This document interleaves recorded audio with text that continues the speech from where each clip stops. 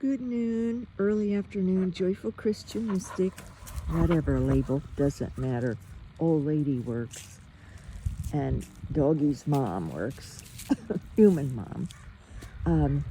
Out here in the gardens, this is out in this front bed with this is a yellow blanket rose, and just until a few days ago it had some yellow blooms still out on the end, but I'm noticing now the little red fruit. Roses have fruit right there. I suppose it's sort of equivalent to conifers having cones. That's sort of their fruit. Their blooms turn into cones then. Conifers actually have little blooms that turn into fruit or cones. So isn't that pretty? There's red, that little touch of red in the brown and the dark green.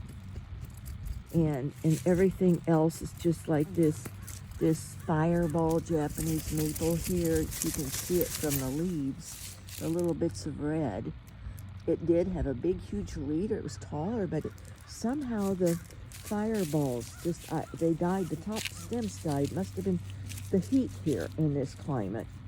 But they still grow. They're just low to the ground, which is nice. It keeps it in a fireball shape.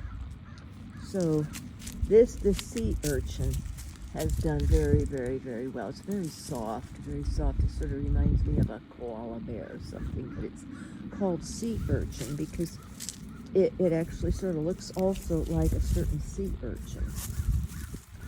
And I didn't realize it's really rather similar to this Bristow, B-R-I-S-T-O-E. So, pine called Bristow. And I'm not sure what the main pinus name is of it. So that little tag. And that little hemlock back there's always just sort of struggled. So I hope I can amend the soil come spring, or maybe even still this fall. The soil's getting hard. It gets very cold at night now.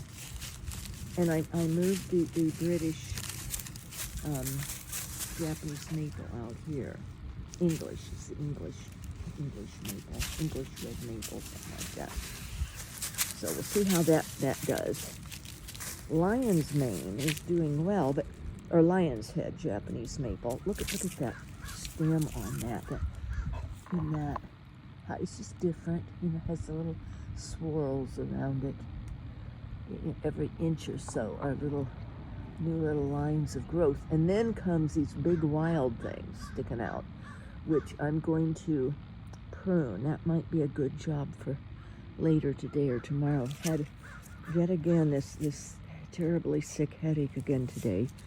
So I've medicated with BC, the Zero Coke with protein drink mixed with it. And I end up then getting 2 glassfuls of that once I mix it with 8 ounces of protein drink and the 12 ounces of the Zero Coke, which is total trash for the body, but it's got caffeine in it. And then I ate some of this pecan pie. Oh my gosh, it's like practically like taking just tablespoons of pure corn syrup with pecan flavoring, except it does have lots of pecan nuts on top. It was on sale at the grocery store, and they're good. I don't eat the crust at all. I don't dare. I can't eat anything like that would stop me up. But I was eating the sugar again today, trying to get a huge, massive endorphin and dopamine boost to my system, which it's doing. It's helping the headache some, but the best thing I think is just to make myself get up and get moving, and I need to start moving the neck around. It really do stretches and keep it exercised, although I hate doing it because then it gives sort of a not vertigo yet, but on the verge of vertigo kind of effect. That's what I'm sort of existing in when I get up, is everything is disoriented, like you're on the verge of going into vertigo. So it's just the neck. The neck's pressing on nerves since a week ago today. Pressing on nerves. Both arms were numb this morning. So get the mind off of it. Just get the mind off. See how this is really getting gold. The urea is coming out. And on that one in back, the Siberian spruce in back that's supposed to be golden, and wasn't because it was in too much shade at first, the first year or so. The back side of it had some gold in it, so there's hope for that yet. I dug this big trench. I don't know if you can tell, there's a trench down there between those trees to carry the water this winter, because and I put dirt up higher around the edges because my drainage over here has not been good. So I've got to work on that. Lovey is getting all excited about this truck pulling in. I think that's the lady's, maybe her carpet friends, or it might be the kid next door. He got a truck. Maybe, who knows? Anyway, the dogs are excited. Lovey, he's sitting at attention. This is when he's just, no, it must be the boy next door. And I don't know, I don't think that's his truck. It might be his dad. Anyway, but the teen boy got a truck, and he's excited. It's not his truck, because his truck is like an older truck, and it makes a lot of noise. I love it. I love it, and I think the boy loves it too. I would if I were a kid, being up high and all that power noise coming out. So I've already shown you this. I moved. I don't know if my Japanese maple, what's it called, feather leaf. I don't know if it's going to make it, because when I took it out from the courtyard area, it was getting way too much water. The roots are all but gone. They're all but gone. So it may not live, and it had been thriving. It just had too much water back in there, and I was, indisposed this summer. So I couldn't get out there to fix the sprinklers, and I asked that man who has so much pain, and he's on so much medicine. Oh my goodness, the pain medicine he's on. It's not good to be on that much medicine, but I understand why he did it. He has to work, and he doesn't have, he believes in Jesus, he loves Jesus, but you have to really, really understand when we have suffering to unite our sufferings with Christ and bear a lot of the pain and offer it. And it takes a lot of mind work and grace from God and forbearance. But he has a second family, younger kids, like junior high age or so, and he's in his mid-50s, and he's terrible knees, terrible back. So what else did I move? Oh, here. I put this little ryuzen in here. It's supposed to be like 2 feet by 8 feet. So it should just fit right up nicely in there. Tucked it in behind this very, very rare AB's Vengals. AB's Vengals. This is the one I was mentioning in the other video. It has so many cones on it. But this year it only really has 1, 2, 3 new ones on top. Maybe a few others. Maybe some of these others are newer, but not many. So I hope it's not, might be getting too much water. I'm going to adjust the sprinklers in the spring when I'm feeling better. If I am, we'll see. I hope to be optimistic, This is always done much better over here than it was around the corner. It was getting too much light. You can just take this dead stuff off your conifers. It just comes off. Clean it. They like to be touched. If you're in a good mode. If you're angry or rushed, then I would say wait until you get your mind, heart, and soul in a lovely place with the Lord. Then go touch your trees and your plants and clean them out. And sometimes you have to get a little firm. You got to tug some of this, weed it out of their. It's like with the puppies when I brush them. Oh, they like to be brushed, and they like it like a little firm brush because it feels good on them rather than soft. They want to feel it down in. But just these plants, they'll teach you a good disposition if you don't have one, because they respond. If they die around people who are hesitant about them or who don't really care, Or who don't bother, who aren't concerned about their conditions and their water conditions and their light conditions. They can tell. They're very sensitive. So this is very sweet little. There's more to be done, but the dogs are sort of pulling. I don't want to have them pull that. I gotta untwist these leashes now. But so I got some things done. I still haven't cleaned out I did cut some of it with the mower. I mowed yesterday, front and back. Just got myself out here and went for it. I have one stalk of, or a couple down there of lavender that are doing okay there, but I need to move that or get it in a position where it's going to get more water in there. I moved Leaping Wonder there and don't know if that was a good plan or not. In the spring, or maybe yet this fall, but probably not do it this fall again. It's had enough. It needs just a little winter rest. My other location, these things here are just big, tall flowers that I couldn't think of the name, and I can't right now either. It starts with an H. I tell you, this Joseph Lodgepole pine gets brighter by the day. That's my son's prayer plant. So, Joseph, please have a good day and call home. Make up and make nice with Mama. So, if you want, that's fine.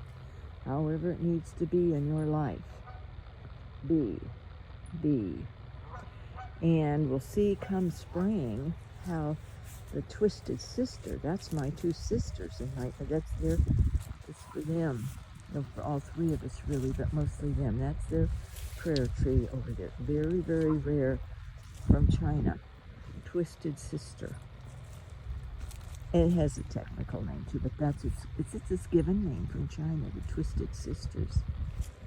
Or Twisted Sister. Might just be singular sister, but I made it for both of my sisters.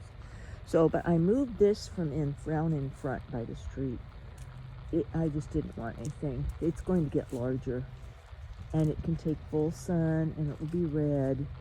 Emperor 1, right there. I don't know if you can see it that well, with all the dead behind it, and then it's got its leaves wilted. I put that chunk of tree stump in it, a little piece in there, just to give it a little space, but I'm still keeping I want to keep it very narrow. I'm going to intentionally keep it narrow, but I want like an inch or inch and a half between it, and train it that way. I want it to be very narrow and upright, and then let it branch out as it gets taller, and throw some shade around in here. But this is actually going to get taller and block the sun. This is a Chinese fringe tree, and it should in spring for about a month have light fringe blooms. So that's exciting to wait for. Even in the darkest times of the dead of winter, or even this time of fall, when things are looking pretty natty, the garden reminds us of the hope that God gives us too. That good is always, more exciting times, more colorful times, more interesting times are coming. And we all go into more of a dormant phase.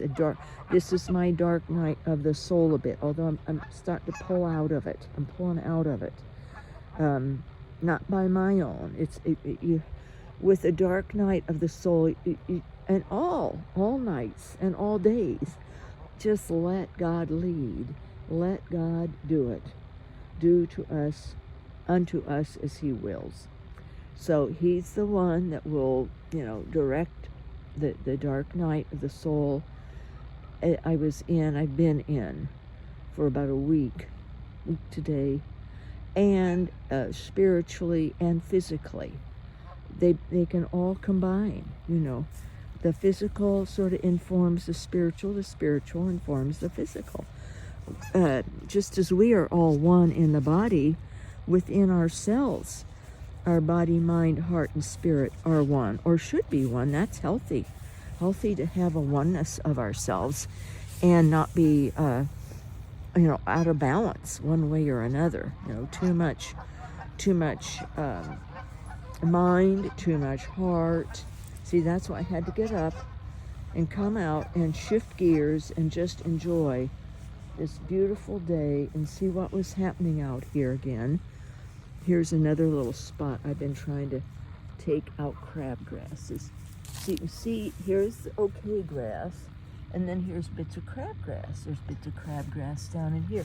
It will take over the yard, and it started to. So I got these out, but I have some, and over here I got crabgrass out.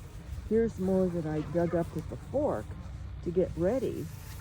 And then here's some that's good grass and some crab, but mostly good, that I want to spot in these locations and add dirt in and fill in. Because if they're big spots like this one, here I did put a little bit of grass back down in it. But the crabgrass like that can go in it, or the good grass can go in it. But it will take long. See, here's crabgrass just right close, and right there close, right there. See, it's gonna sneak in when I'm not ready for it to. So that's why I'm just gonna bit by bit keep working on removing crabgrass. Now this looks, like it's suffering. This is my friend's, the Lady Hermit's prayer plant. So I've got to keep an eye on this. I cleaned it out. It had a lot of grass growing up in the roots of it, and it was impeding its growth. And I want that to grow well and to be healthy and beautiful and thrive. It should thrive there, like the other phloxes have. This is a perennial phlox. So we'll see come spring. If not, I'm going to get her a new one. And that was a gorgeous color. It was a bright coral. So I want to find a bright coral or something very bright and beautiful for her. And to be there right beside Jesus. Jesus is looking over her because there's been problems, and there doesn't need to be. So, we differ on focus, and I realize the focus on hermit life is really a dead end. It's a dead end. To write about him, it doesn't matter. It doesn't matter, right? It's our soul and it's our spiritual growth that is the important part. So by backing away and taking hermit out of my title even, I hope that will help our relationship. But I have very good reasons for saying what I say. Just as with people and devotions that I mentioned, when Mary appears and tells someone to do something and why, and gives it a very holy purpose, not for herself, but for others or for God, for great causes, like the Fatima message, was for the world. Pray, pray, pray. The war, there'll be another war. And pray for peace, so, she comes with those messages, not, honor me, or honor my virginity. No, that's humans that think that, or say that, and it's fine for us to honor those aspects, her virginity. Look, that had even gotten lost this summer, because this weeping waterfall, Japanese maple, which is green leafed, you see, with this it's a weather that's fooling these plants. It started to sprout new leaves like it was springtime. So you see how green that was. So this little conifer down here was getting lost, but it needs protection from the sun. So, but I might move it maybe. I don't know. I guess it's okay to have it camouflaged in there and just see it in the winter. Fall, late fall and winter. It's okay. This, it's called Paris Golden. It's Norway. Oh, look at the blooms on this out here on the ends. That's fun, isn't it? Look at that. I'd never noticed those before. See, it's supposed to have gold tips, so it's finally doing something on its tips, some of the tips. Over there's one too. But it was getting very, very woody looking and thin, and it's filling in. So I was about at the point of thinking of removing it and selling it, or figuring it had better times. But no, it's coming out. It's coming out of its slump. It's out of its dark night of senses and soul, maybe both. So, but no, if I think it's important when there's things that come along in our lives that we can look to or be drawn to, what is the origin of it? Especially that in the church. How did it originate? Like, did it originate from those in early times who sought God sincerely, deeply, and yearned so much that they would totally leave the world and go out into the desert seeking to get to know God in silence and solitude? Or is it, do you join something or get into something because a dissenting bishop from Canada and a group of women, hermits, wanted recognition by the church? They wanted to be equals. They wanted to be be recognized like religious orders are recognized. They wanted a place and a title and to given canonical approval, legal approval by the church in a canon law. So see, there's just a difference in origin, and in purpose. And the other is really rather mystical in a way, more pure, very spiritual. Comes from the yearning from deep within the soul to want to get to know God and to learn from God and to be with God in an extreme way, and to be hidden and away from the temporal. And the other is sort of the opposite a little bit, and even just so really sort of, I don't know, it doesn't have a good feel to me, just the origins of it, how it got started. And they went, this one Bishop DeRue from Canada, went to the other bishops and got this through, this diocese hermit thing, and got them, so they would be recognized and approved and have a place and have a legitimacy, a canon law legitimacy. And then some people, really beat the drum on that. Oh, you're not, if you're not a canon law, that's not. It just breeds a kind of exclusivity, and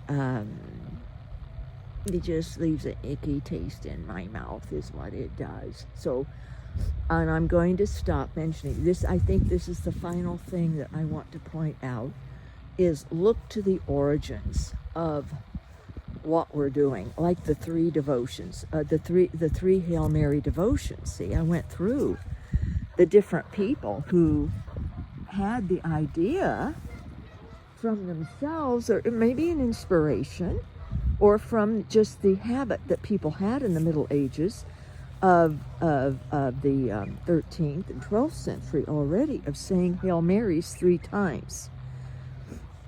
But then they would make up, but then when Mary came to Mechthild and to St. Gertrude and gave what she wanted the 3 Hail Marys to be prayed for, because people were praying it for all kinds of things, practically like a talisman, like a charm, Oh, I'll pray for this and that, and I'll get it if I say the 3 Hail Marys. Well, I asked for these 3 charms, And no, she didn't want that.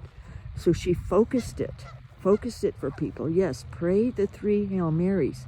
1 for the power of God, to honor the power of God, 1 to honor the wisdom of Christ, and 1 to honor the love of the Holy Spirit from God. And, that's just a total change, isn't it?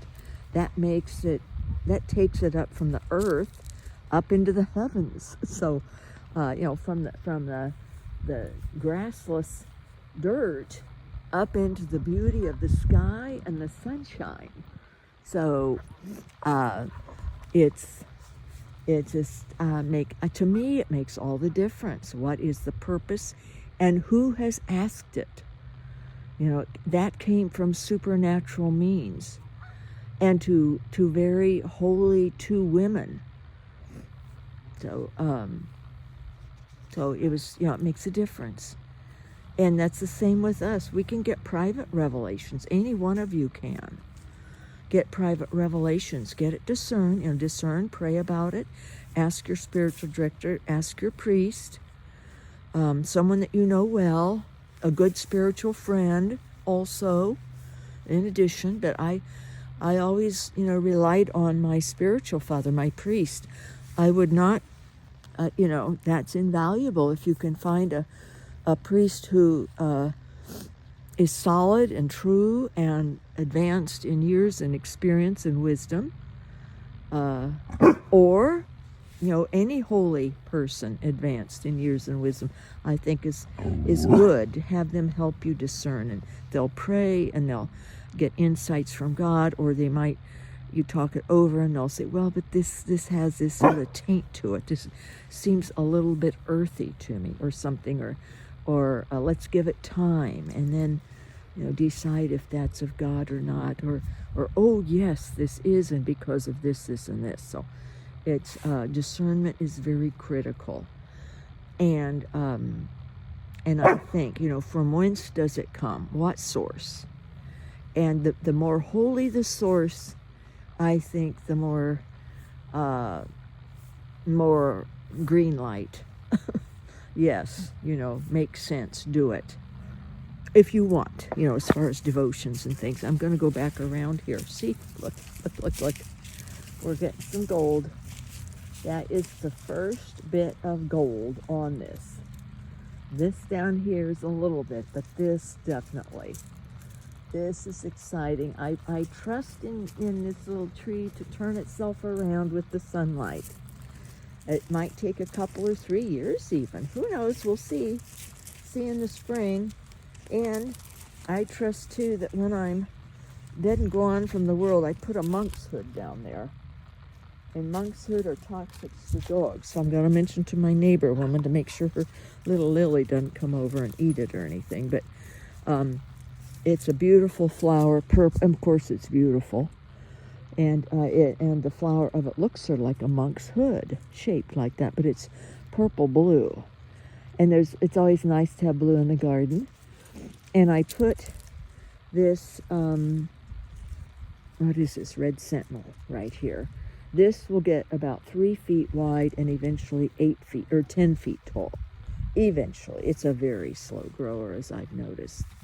So far it has been anyway. It's just a little stub of a plant. And you see that dead had been cut off of it.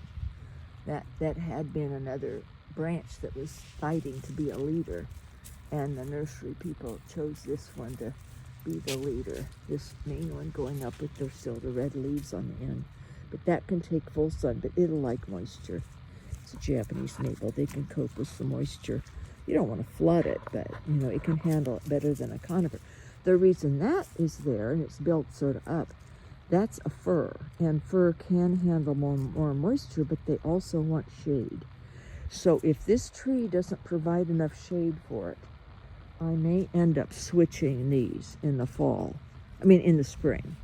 I would prefer, in a way, this red one up there, not to have the two conifers beside each other, just for variety and color and texture and things.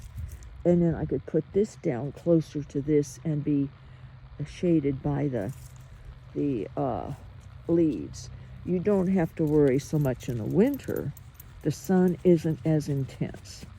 And with the cold weather, the trees go into a slumber. Sort of maybe an ecstasy, we could say.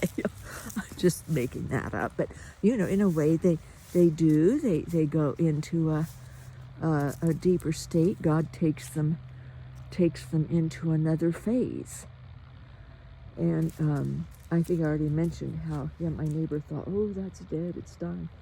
And I explained to her, no, that's the colors. It's a deciduous, and that's the color that it gets in the fall.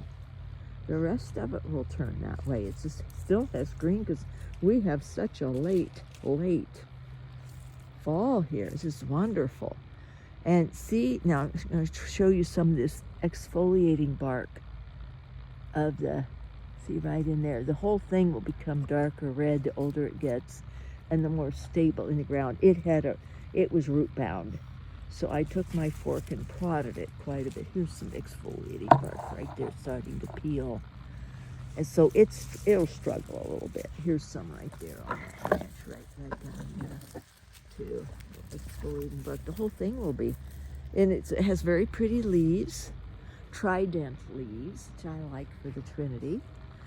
And that's why I have the trident weeping maple in front. I like weepers. This is not a weeper, but I'm partial to weepers because of the Virgin Mary. I consider that, weeping at the cross, and Mary Magdalene weeping at the tomb, and so weeping is a very important. Oh, big plunk! Look at that crabgrass down there. I can't wait to get my fork into that thing. So yeah, so this is everything's pretty much the same. I just guess I wanted to come out again and see it in this light. Look at dandelion. It didn't have any yellow in it. It was just so bedraggled and thin and sparse and sickly, but it's just really perking up. And I tend to leave the dead. Oh, there's an anemone there. It's pink with yellow eyes to it. Right down there is an anemone, pink with yellow centers. And I planted down over here further another white one called honorine, a white anemone. So, but I leave the old all through winter, and then I clip them down. I don't know, I guess that just in the Midwest, that is something I was told to do, just leave them. And I'm not bothered by the dead leaves. They look dead. Maybe they are spent, new will come on. But, Lovey, no mercy, no. Lovey finally broke loose to get the squirrel. And of course he can't get it. The squirrel went up in the tree, but that squirrel has been taunting that dog every day. Come on, Lovey. We're going to go in and get a treat. You don't want to get caught out there. You'll get in big trouble. Come on, Lovey. We're going in. Come on, Mercy. We're going in to get a big treat. Lovey, we're getting a treat. Don't let that squirrel get to you. Don't let the squirrel tease you. Not worth it, Lovey. If you get caught by HOA, you might go to the shelter. Better come. No mercy. He's doing a naughty. I got to keep you safe. Come on, Lovey. We're going to go get a treat. Mercy, going to go take you to the dog park if you want to run. How's that? Let's go to the dog park. Come on. Come on, Lovey. Let's get a treat. It's that squirrel that's just got him captivated out there. I just about got myself a squirrel trap because they're getting very, very, very tame up here. They're coming around right up, and like I said, they were pulling out my sedum, and they carry lots of diseases. You don't want to mess with squirrels or chipmunks. They're very disease-ridden. Come on, Lovey. We're going to go in. We're going to go get a treat. Big treat. Come on, Mercy. Let Mommy give you a treat. You're being a good girl. Poor little thing. She's not strong enough to pull me down. I had to let go of him or I'd been pulled down. Come on, little girl. Well, that's the end of our little garden walk for now. For today, we got to give this little girl a treat, figure out how I can woo Lovey back in.